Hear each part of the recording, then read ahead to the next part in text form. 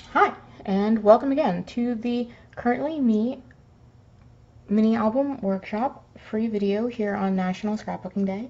I'm rukristin, and today I'm going to teach you how to create one of my favorite mini album styles, the 2-ring binder album. If you haven't already gone over to the awesomeladiesproject.com and signed up for our free Currently Me mini album workshop, you can go and do that now. I will give you a second to do that while I tell all our other friends on Facebook that they should come and watch this video. Share. Tell all our other friends on Facebook that they should come and watch this video. And you should tell all your friends on Facebook to come and watch this video too. Okay, now let's get down to business. How do you make a 2-ring mini album? What you need are covers, inside pages, and binder rings. Once you have your covers, your inside pages, and your binder rings, then you'll have a complete album. Let's get started with the covers. I like to use chipboard pages for my covers. They're a lot sturdier than paper, and they're a lot easier to punch holes in and manipulate than, say, wood or even plastic or some other thicker, firmer materials that some scrapbooks can be made out of. Here are my 2 covers for my Currently Me mini album. I went ahead and punched the holes in the front and back cover. I'll show you how to do that in just one second. Let me grab a cover that's unfinished. Here's my favorite tool for binder albums. It's the We Are Memory Keepers Crocodile. It has 1/8 holes and 3/16 holes. I like using the 3/16 holes on my binder ring mini albums because mine tend to get a little bit bulky, and I think it's easier to have the bigger holes, and then the pages don't get stuck on the rings as much. And so what you're going to want to do is, actually, you're going to want to measure. And where is my ruler? Let's be honest, you don't actually need a ruler. It doesn't matter where your holes are, as long as you have one spaced about even from the top and one spaced about even from the bottom. So let's say about here and about here. If you want to grab a ruler, you can totally grab a ruler. Measure in 1 inch from the top, 1 inch from the bottom, or 1.5, whatever works for you, and then go ahead and punch your holes.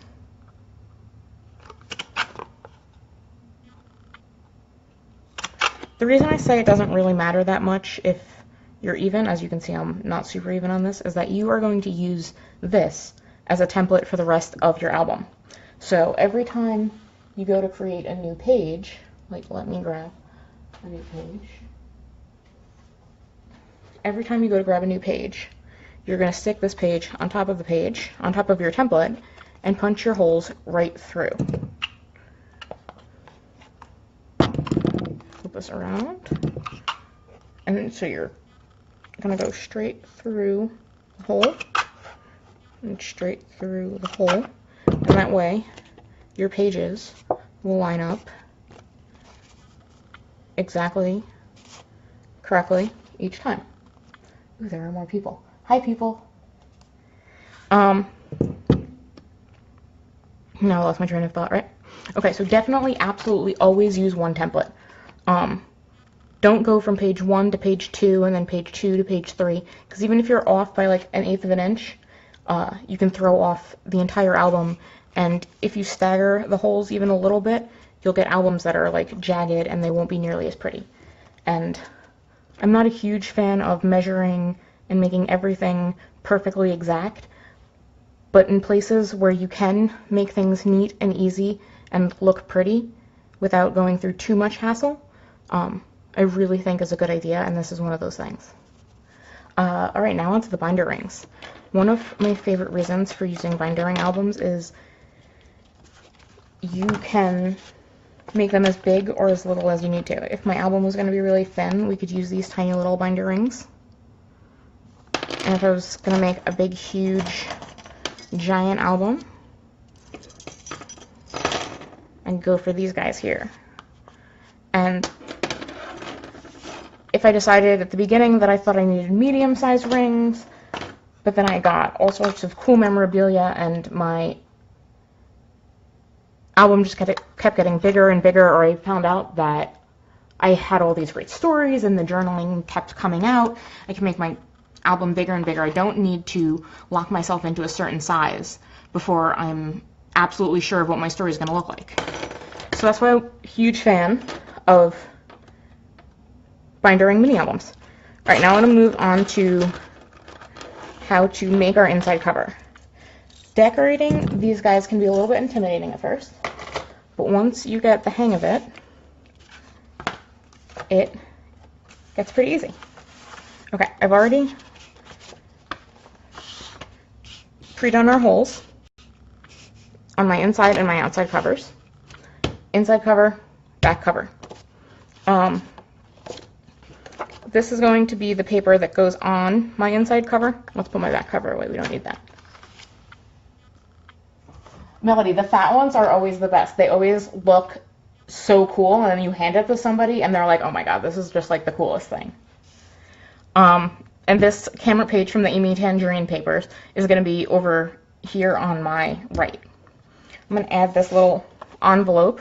All this stuff is from the Currently Me mini album kit that I put together.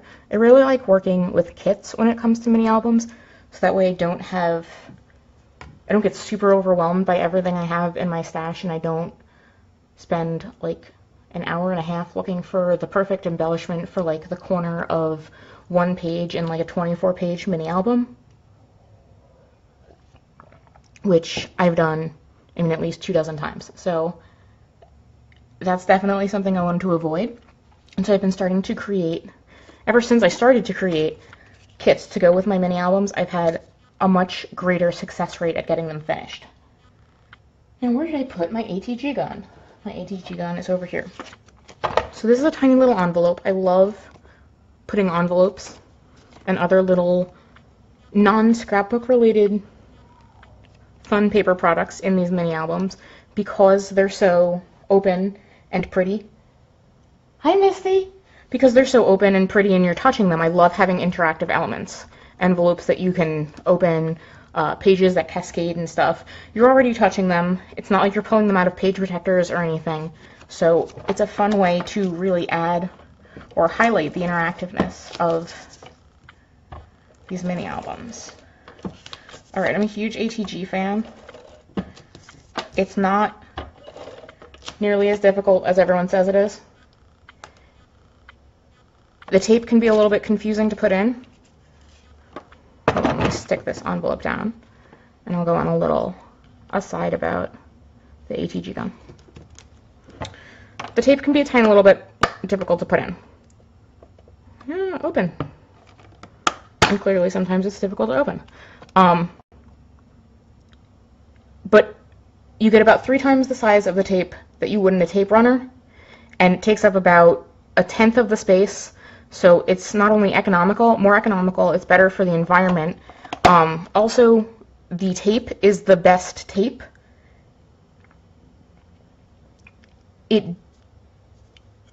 is like the perfect combination of it will stick down after you're ready for it to stick down, but if you ATG something and you put it down and you immediately need to move it to like an inch further to the left, you can usually make that happen. It's not so permanent that you can't like make mistakes. Alright, now that I have my envelope down here, I'm going to go ahead and punch my holes through. I mentioned in the first video that I tried to do before my camera rigging fell that I really, I'm the kind of person who does a little bit on the page before I punch the holes. Because knowing me, like, I would have punched the holes and then I would have put the envelope more in the center of where the holes were. And I wanted it to be in the center of the page. So depending on, you know, what look I'm going for, what I want, I'll either punch the holes before or I'll punch the holes when I'm done embellishing. I'm going to use this yellow currently card that also came in the kit. I'm going to cut it up a little bit.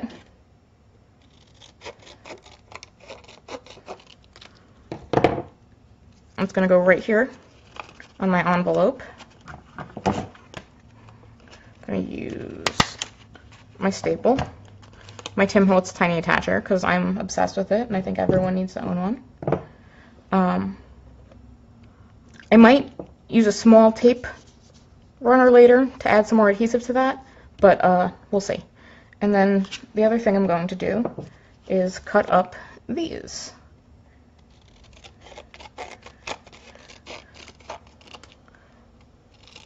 And then we'll have little journaling strips, and these little journaling strips will go right in this envelope to give a little preview of what's to come in our Currently Me mini album. I'm not going to fill them out right now. One, because I don't want you to have to sit here and watch me handwrite, and two, because that would make me so nervous that I would absolutely spell something wrong, and that would be super embarrassing. So what I'm going to do is show you the little journaling strips, and then I'm going to stick them. I'm going to stick them inside the envelope here, and I will fill them out in a little bit, and I will take pictures of them and add them to the workshop. Alright, now I need to attach my inside front page to my inside front cover. This will give it stability and make sure that everything stays in place.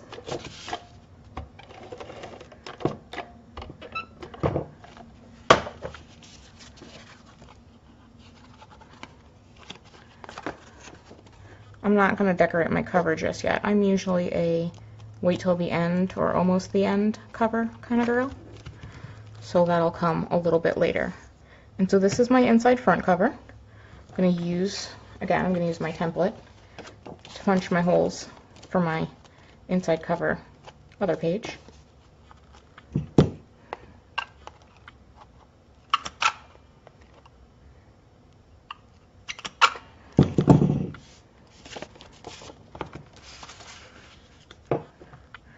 And then over on this one, I will write